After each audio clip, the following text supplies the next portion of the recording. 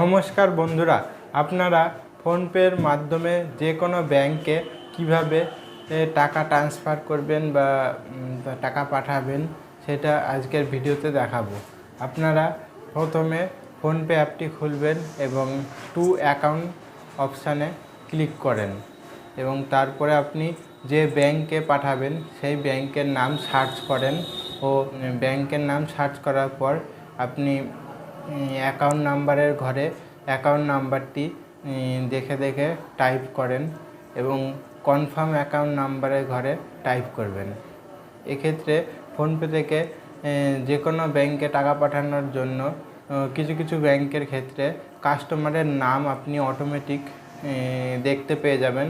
যেটা ব্যাংকের নাম আছে কাস্টমারের অ্যাকাউন্ট নাম্বার দেওয়ার পরে আপনি কাস্টমারের নাম পেয়ে যাবেন। যেমন State Bank of India, IndusInd Bank, Canara Bank ও ইয়েস ব্যাংক, কিছু কিছু ব্যাংকের ক্ষেত্রে নাম কাস্টমারে আসে এবং কিছু কিছু ব্যাংকের ক্ষেত্রে নাম আসে না। সেক্ষেত্রে আপনি অ্যাকাউন্ট নাম্বারটা আবার কনফার্ম অ্যাকাউন্ট করবেন এবং কাস্টমারের নামের ঘরে যদি এই ব্যাংকগুলোর মধ্যে আসে তাহলে নাম চলে আসবে এবং যদি নাম না আসে সেক্ষেত্রে আপনি কাস্টমারের বেনিফিশিয়ারির নাম লিখবেন এবং তারপরে আপনি প্রথমে কাস্টমারের অ্যাকাউন্টে 1 টাকা পাঠাবেন, যার অ্যাকাউন্টে পাঠাবেন 1 টাকা পাঠাবেন এবং তার অ্যাকাউন্টে ক্রেডিট হয়েছে কি আপনি দেখে নিতে বলবেন এবং তারপর আপনি যে অ্যামাউন্টটা পাঠাতে চান সেটা পাঠাতে পারেন।